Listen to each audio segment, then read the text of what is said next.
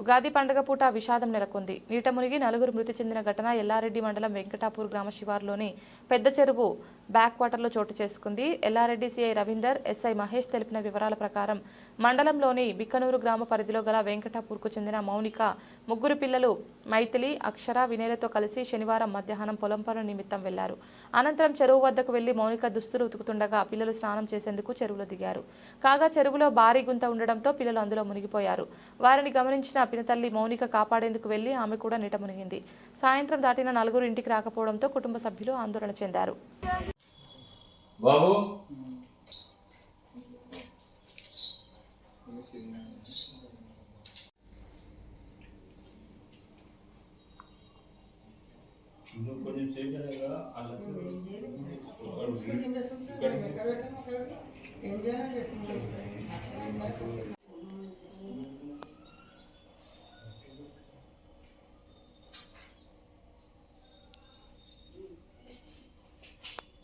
నా పేరు సుమల.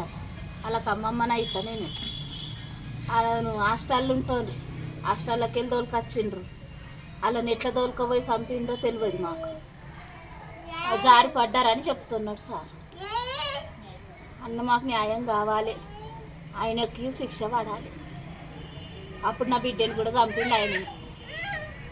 సార్, నా పిల్లలకు న్యాయం కావాలి. సార్, ఇంతకుముందు మా అమ్మాయిని కూడా మా బిడ్డని కూడా ఆడే వేసి అంటాడు చంపేసింది. ఇప్పుడు మా పిల్లలను కూడా హాస్టల్లో ఉండే హాస్టల్లోకి వెళ్ళి తీసుకొచ్చి వాళ్ళని కూడా చెల్లకు బట్టలు ఉతుకనికి ఆయన దొరికిపోయి నూకేసి చంపేసింది. ఆయన ఇంకొక ఆమెను చేసుకున్నాడు. ఆమె కూడా ఏం ప్లాన్ చేసుకున్నాడు, ఆమె కూడా పిల్ల ఉండే, ఆమె పిల్లని కూడా చంపేసారు. చంపేసి ఇద్దరు ప్లాన్ తోటి నిన్న 1 గంటలకు బట్టలు ఉతుక దొరికిపోయి ఆయన మా బిడ్డ పిల్లలు కూడా మనమరాలు అవుతారు. ఒక మనమడు చిన్న పిల్లలు ఆయన ముగ్గురిని చంపేసారు. ఇప్పుడు పోలీస్ స్టేషన్ పిటిషన్ ఇచ్చిన తీసుకుపోయి లోపల కూర్చుండబెట్టింది సార్. మేము చేతులు జోడిస్తున్నాం సార్. న్యాయం జరగాలని మేము కోరుకుంటున్నాం సార్. ఇంతకుముందు మా బిడ్డని చంపేస్తే కూడా మాకు న్యాయం జరగలేదు సార్. బికనూరు సర్పంచ్ సాబ్ ఉండి న్యాయం చేసింది సార్. ఇప్పుడు మాకు మాత్రం న్యాయం జరగాలని కోరుకుంటున్నాం. ఇద్దరు మనమరాలు, ఒక బాబు సార్ మనమడు. దయచేసి న్యాయం జరగాలని కోరుకుంటున్నాం సార్.